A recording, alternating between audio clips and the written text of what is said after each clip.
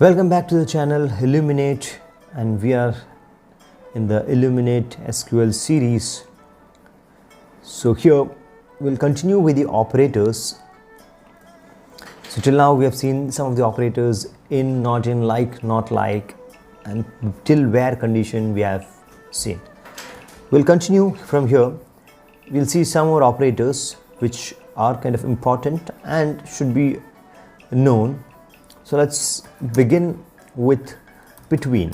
So when to use between, and what does between indicate? Between, and then we have and as well. So here let's again start with our usual select column names from the table that you want. Employees. So in the employees, if you see, between is more used like between something, right? Something to something. So there should be some kind of a reference in which I am searching. So what are those kind of data points? Here we have birth date, first name, last names, hire date. So it can be either birth date or it can be a hire date, right? So we want to see the format as well. So here in the bottom output we see the birth date and the hire date format, right? So here what I do is from employees where say birth date underscore date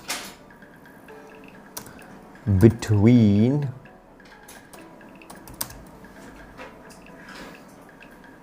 so you have to use the same format, the one that is available there. So let's say 1957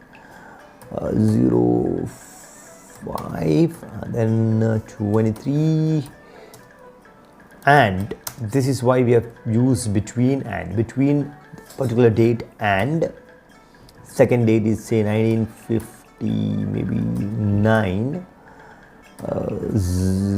05 and then say 23 itself.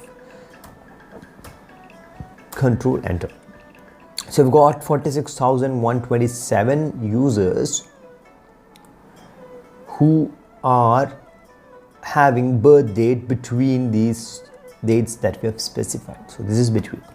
Similarly, you can think of using not between. So it works similarly. So if there are 46,000 users over here, then if I use not between, I'll get all other users, 253,000 users remaining who do not have dates between these range that I've mentioned. So this is another operator that we use, between. Okay, so we have completed between.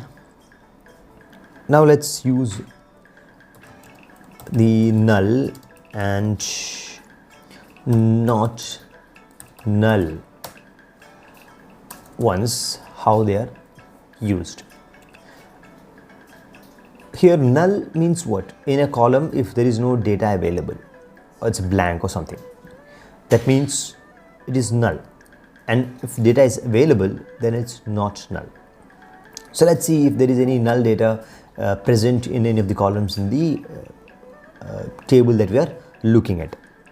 Okay, so let's again start. This is how we start. Select start from the employees where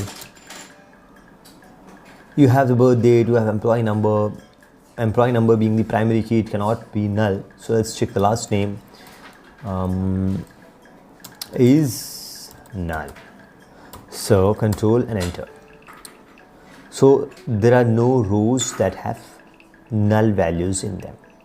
So if you put not null, everything else will come. That means is not null. Again, it's like an English language usage.